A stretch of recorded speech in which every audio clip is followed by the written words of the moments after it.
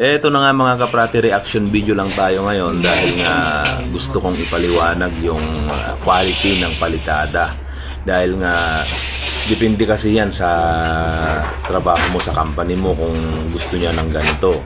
Although ang iba kasi, ang nakasanayan, basta may walling, may masol, ipapapalitada na kaagad. Halo-halo. Hindi po mo kanyon, hindi ko po inaano. Ngunit, meron pong paraan para sa ganon ay mapanatili ang ang quality ng trabaho. Kasi ang iba minsan nagunahan hinahanap yung saan yung tansi ko, ganyan, naghiraman.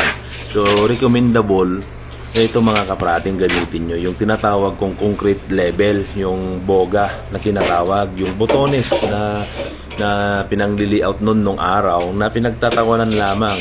Dito nakaka-inspire ito, napakaganda ito. Ito yung maganda nyong gawin mga kaprati. Huwag kayong manghinayang sa oras na mag-layout kayo ng ganito. Mas mahinayangan kayo kapag nabackjob kayo.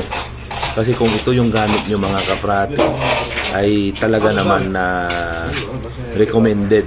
Napakadiretso ang kalalabasan.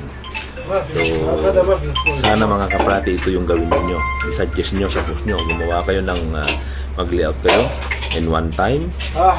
Mag-layout, mag-checking din kayo in one time. Para sa ganun, pare-parehas yung mga layout ng palitada ninyo.